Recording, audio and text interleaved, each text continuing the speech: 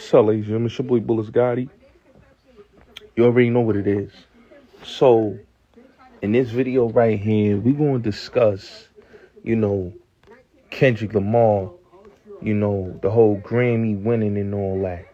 We won't get into it. We won't get in depth into it because, I never was able to give my opinion on the whole Kendrick Lamar, the whole him getting the award and, how, a lot of people, have been basically like acting like Kendrick Lamar, is really the guy in hip hop, like they like to say.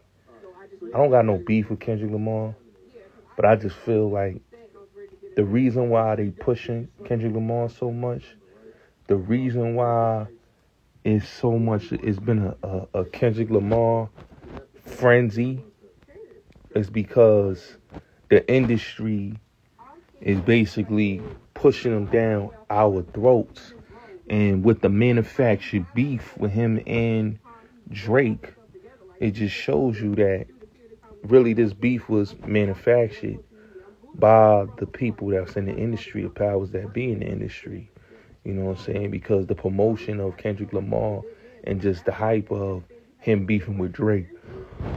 Well, here's the thing that people don't realize, right? Kendrick Lamar and Top Dog, Top ENT, right? Now, let's look at Top Dog. Let's look at Kendrick Lamar, right? Kendrick Lamar is this poet from Compton, California, right? This is the story. He's a poet. He's supposed to be this pro-black rapper, and he is speaking to the voiceless, right? Got you. Top Dog, he's from Compton. He's a Bloods gang member, you know what I'm saying, that basically became legit in the music industry, found Kendrick, made him his, the face of his company. But originally, Kendrick wasn't the face of his company. The face of his company was J-Rock, right? So, J-Rock, had Kendrick as his hype man. As time progresses, the industry handpicked it, Kendrick. When he did The Hood Gotta Love It, when he was guest appearance on that record, that was his breakout record. And then Section 80, and then all other stuff that came after it, right? Now, mind you, I don't knock the growth or the success of Kendrick. But what I realize is that, looking at Top and looking at Kendrick, it reminds me of Suge and Pac. And I said to myself, why does this remind me so much of Suge and Pac? Why does it so much remind me of, how Pac and Suge and just their domination and what they did with Death Row Records, taking it to the pinnacle that they took it to? Why is it reminding me so much of that? And I said to myself, why is it reminding me? Because Top Dog Entertainment is basically the new, improved version of what Death Row Records was, but they became a problem to the powers that be at Interscope. So because they became a problem to the powers that be at Interscope, they found something that was safer. And you gotta look. You hear the horror stories that these people at Interscope talk about Suge being this non-threatening guy, coming to Interscope and beating up dudes and doing them filthy, and him being so vocal. Pac, him being basically very confrontational and being very vocal and being a rebel rouser, right? So because they was rebel rousers, they didn't. The industry was threatened by these guys. So they did what they had to do by getting Suge out the way and getting Pac out the way and throwing Death Row off Interscope and then controlling, let's get this clear, controlling the masters and publishing in the estate of Tupac Amari Shakur. You know, people don't understand, you know, Tom Wiley and Jimmy runs the Tupac estate. You know what I'm saying? And what people don't really realize this is that, you know, Pac was a threat to those guys at Interscope. So the powers that be did what they were supposed to do. What they did was, you know, got the two guys that was basically they felt was a problem out the way, and they waited for so long. See, Eminem was supposed to be the white Tupac, but he could never connect with the black fan base. You know, Dr. Dre, you know, and them was trying to make him the white Tupac, but he couldn't connect to the fan base. So what they did was they waited, and they finally got their guy, Kendrick Lamar. That's their guy. And when you watch the Grammys, you see that Kendrick is their guy. You know, you see with who was congratulating each other in the audience, Dr. Dre and Lucius Grange. You know, you see the pictures. Look at the pictures of who Kendrick is in the pictures with. See, Drake is not wrong for suing Universal. He did what he was supposed to do. You know, Drake did what he was supposed to do. They wanted to dethrone Drake and get him out of the way. And basically, they wanted to put their guy in position. Their guy is Kendrick. Their guy is Kendrick Lamar. So he's going to get 5 Grammys at the Grammy Awards. You know what I'm saying? He's going to get, you know, the promotion on the commercials. You hear Squabble Up and Turn His TV Off on the commercials, and you hear They Not Like Us.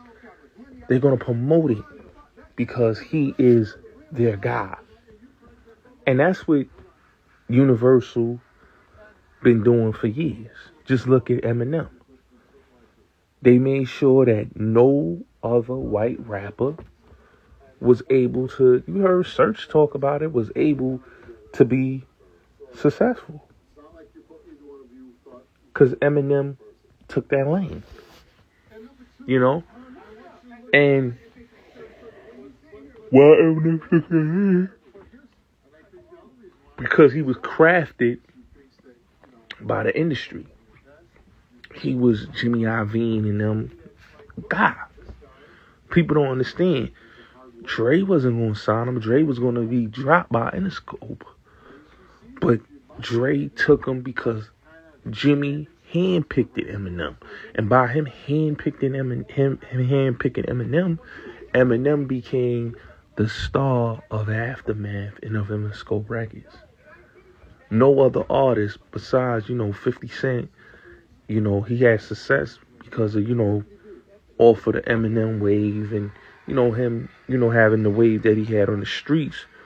But the Eminem cosign pivoted him to the next level of support system and who he had support from, white suburban kids in middle America, that were Eminem fans that was like, oh, we like 50 Cent, you know what I'm saying? So with Kendrick Lamar, it's the same thing. Kendrick Lamar is the go-to guy for, Interscope. He's the go-to guy for the corporate structure. See, they make Kendrick sound like he's this brother that's, for the community. They make him seem like he's like the modern day Tupac. But he's the Tupac that the industry handcrafted. He's not the Tupac Amari Shakur that was a real revolutionary, that really was about his people, that really wasn't taking no mess. He is the compromise, the non-threatening, Kendrick Lamar. Because he's compromising, he's non-threatening. So they're going to promote a guy like that. They're going to stamp a guy like that. He's not, he might rap it in his music, but he ain't standing for nothing. They call him this poet, and he's this poet, and he's this lyricist and grandiose lyricist, and they gave him a Grammy for "We Gonna Be All Right," and kept giving him Grammys, right? And then to get 17 Grammys, 16 Grammys it is now, 17 or maybe I forgot it, maybe 17. I'm not even sure, right? Grammys, right? All because of like this character ethos that they created. They created this Kendrick Lamar character. They created this dude, like he's the only lyricist in hip hop, which is crazy to me, right? He's the only poet in hip hop. You know what I'm saying? And their promotion of TDE. We're gonna make you guys bigger than Death Row. Just look at the promotion of TDE. We're gonna make TDE bigger than Death Row, right? I'm listening to an interview. They saying, TDE is the first record label to bring Crips and Bloods together. And I'm saying to myself, so Suge didn't bring Crips and Bloods together to do, Death Row? Like, he didn't have Crip gang members and Blood gang members to do extraordinary great music together? Like, that was already done off of what Suge did. But they want to discontinue Suge's legacy and want to put up Top's legacy. And it's no knock on Top. I understand the brother's a good businessman. I respect what he do. But I just see, like, Top is kind of compromised because he's not vocal as Suge. He's not non-threatening as Suge. You know what I'm saying? He's just a quiet, in the cut type of dude. Kind of like a Biggs Burke. You know what I'm saying? So they like those type of guys. You know what I'm saying? And then you get the Dr. Dre co-sign, and Dre is, basically, with them. So they want a guy like Top. They want TDE. They promoting TDE the way they promoting it because that's what they want. They don't want they don't want what Pac and Suge was coming with. So you could slowly look that they are pushing Kendrick to be the next Tupac. Just look, right? The whole the AI thing, right? Pac family didn't sue Drake. They didn't hit Drake with the cease and desist.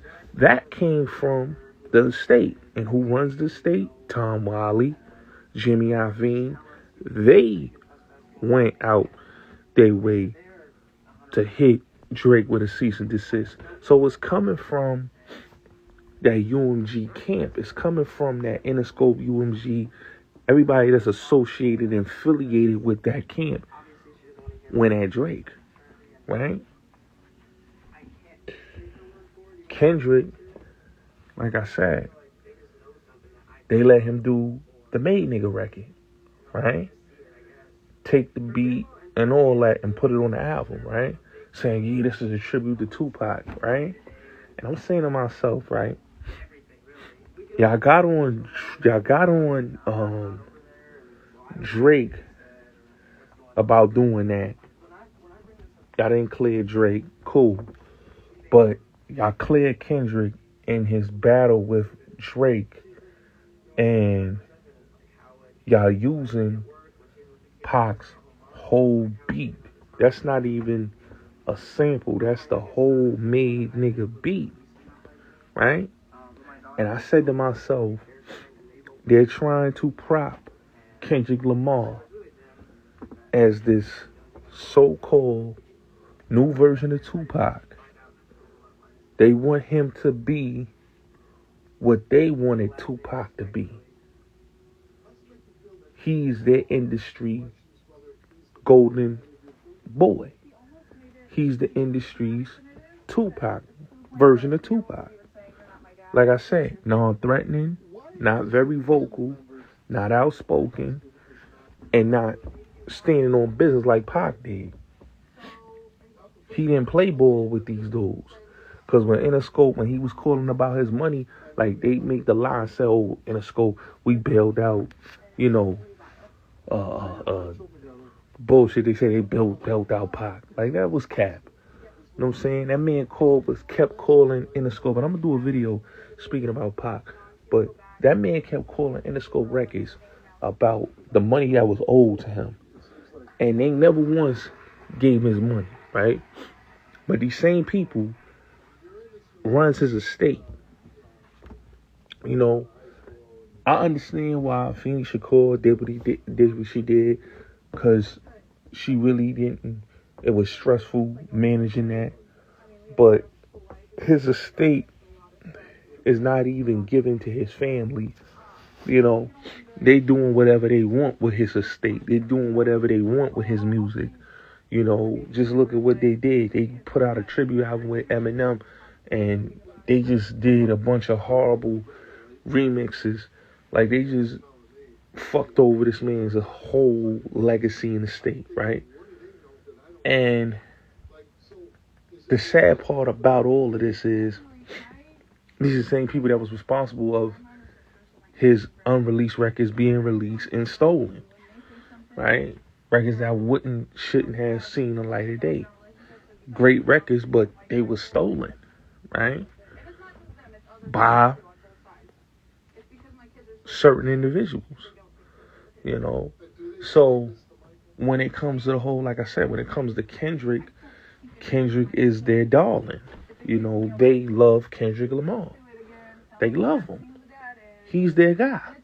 You know what I'm saying? That's why they push him the way they push him. When you know diss tracks to get nominated for Grammys. Hit 'Em Up never got nominated for a Grammy. You know what I'm saying? The Bridge Is Over never got nominated for a Grammy. You know, no diss tracks either. None of those diss tracks have been nominated for Grammys. But Kendrick Lamar diss track is nominated for a Grammy. You know, they had all this, you know, we all knew that they was going to give him a Grammy, you know, because you have to look, the build up, Super Bowl next Sunday, the Grammys this Sunday, they went in, they did the Grammys and they gave him the awards. The build up for him and his performance at Super Bowl, right? But this is what I keep trying to tell people, and I keep trying to explain this to people, right? Is that it's deeper than what people think it is. See, the powers that be want to dethrone Drake out of his position. You know what I'm saying? I heard 50 made a statement about, you know, Drake was right in his lawsuit because 50 remembers when Jimmy Iovine and them basically helped support the Kanye victory and sales, because 50 was supposed to sell more with the Curtis album alone. This is a guy that came off of his sophomore album, his second album, selling 12 million worldwide. His first album, 13 million worldwide, right?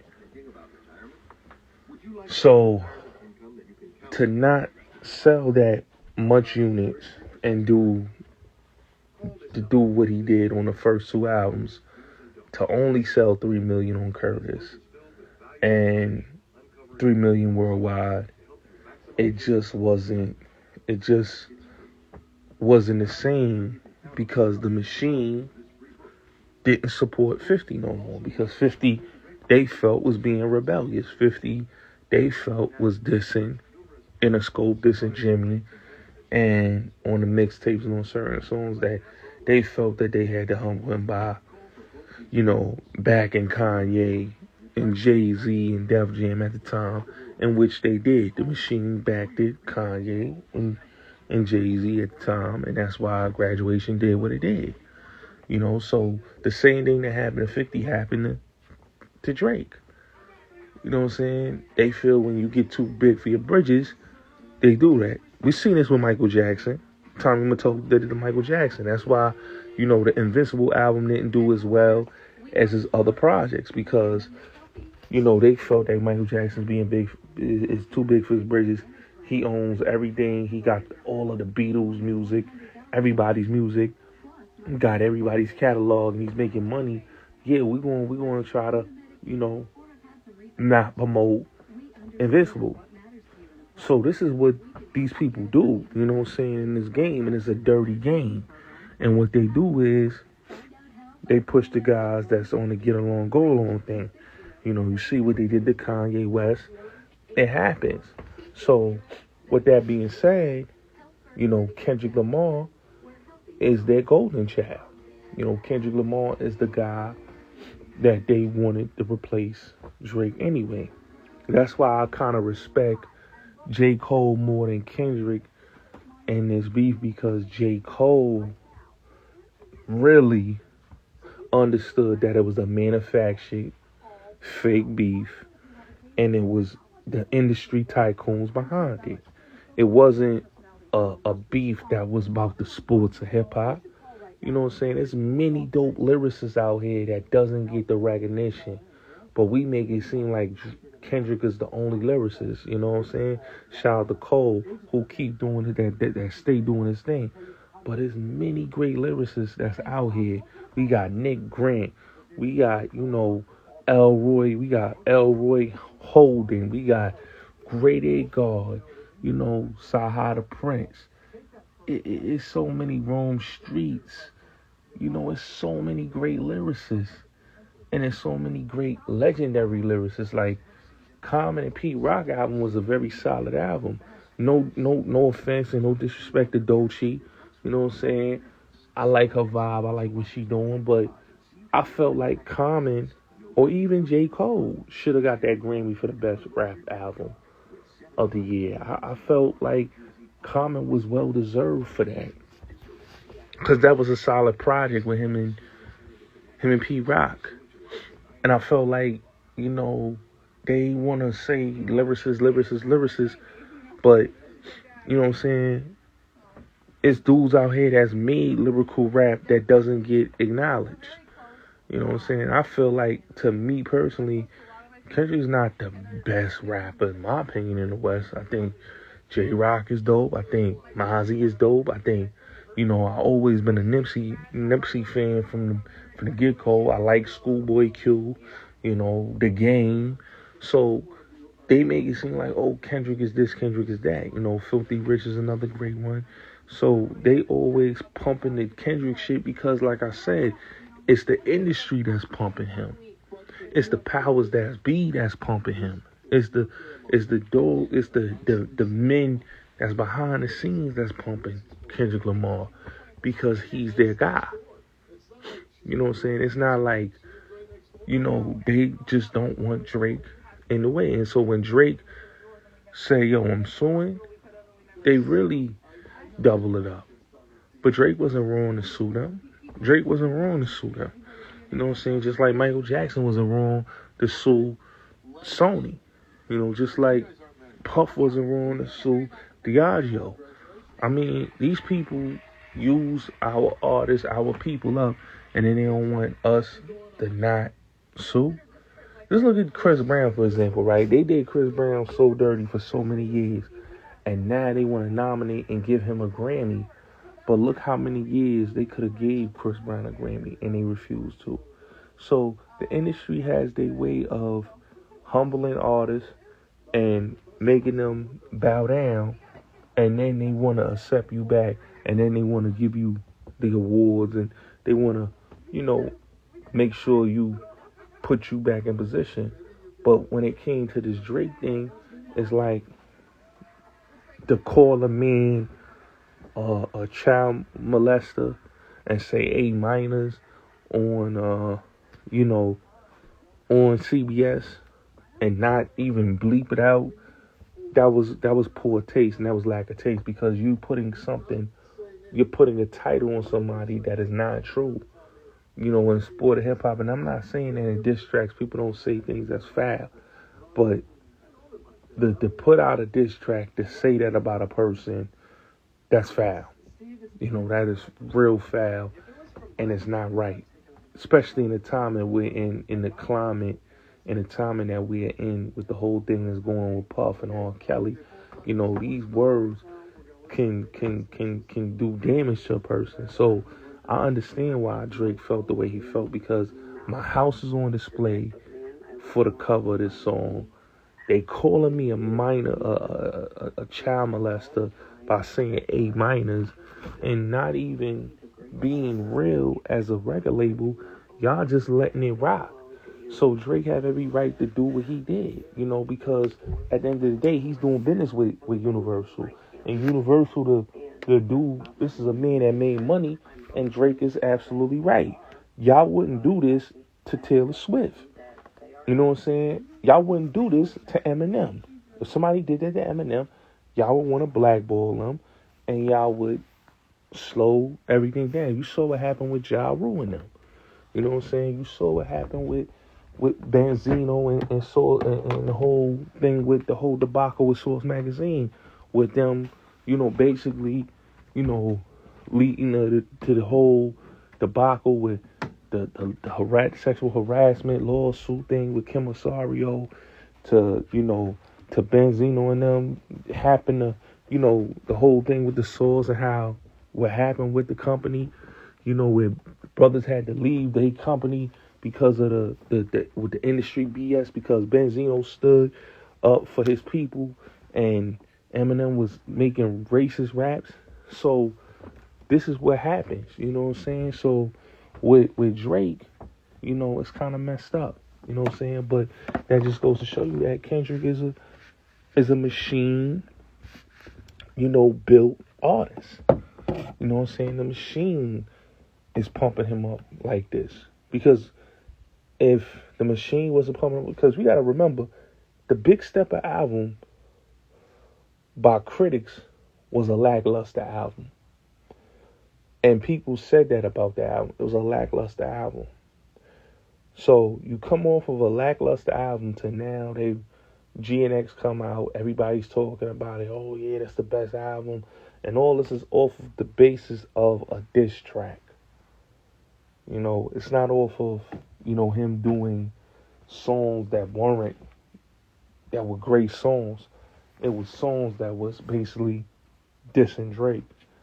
So they know what they're doing. It was a manufactured rap beef. And and he's just a manufactured artist that was basically being pumped out there like he's the only lyricist. And there's a lot of great lyricists that's dope, that's in the underground, bro. You know what I'm saying? That's real dope.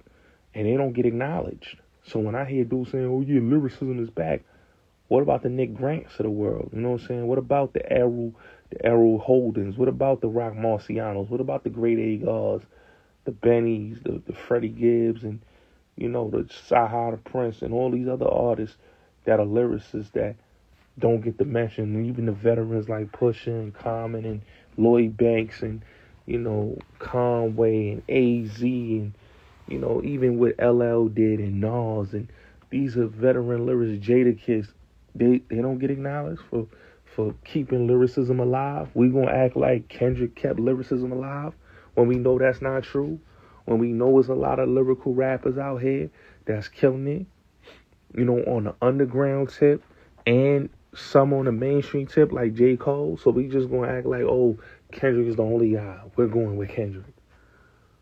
That's why I say, this whole beef was not a real beef.